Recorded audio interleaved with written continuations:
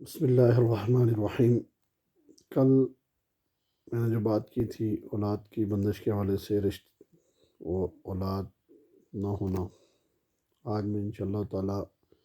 اس موضوع کے اوپر بات کروں گا۔ کاروباری بندش کے حوالے سے بڑے لوگ پریشان ہیں، اس حوالے سے آج میں آپ کے سامنے ایک چھوٹا سا وظیفہ رکھنے لگا ہوں، اور وہ وظیفہ یہ ہے کہ جس طرح کی بھی کاروباری بندش ہو، اس میں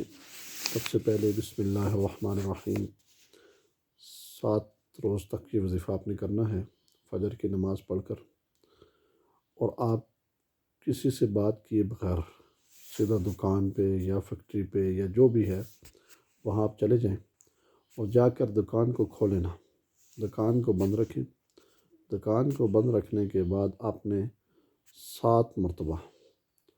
سورۃ الفلق پڑھ کر دروازے بند بے شک ہو، فیکٹری کا ہو یا دکان کا ہو، اس کے اوپر آپ نے پھونک مارنی ہے۔ پھونک مارنے کے بعد، تلاوت کرنے کے بعد،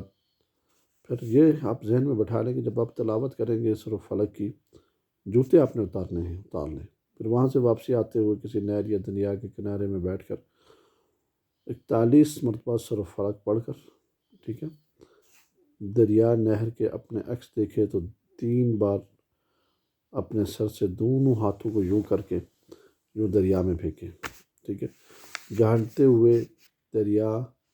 پانی کی طرف اشارہ کریں گے، گویا کہ چیز سر سے اتر کر پانی میں غرق کر دی گئی۔ انشاءاللہ ہر طرح کی جو بندش کھل جائے گی اور کاروبار پھر چل پڑے گا۔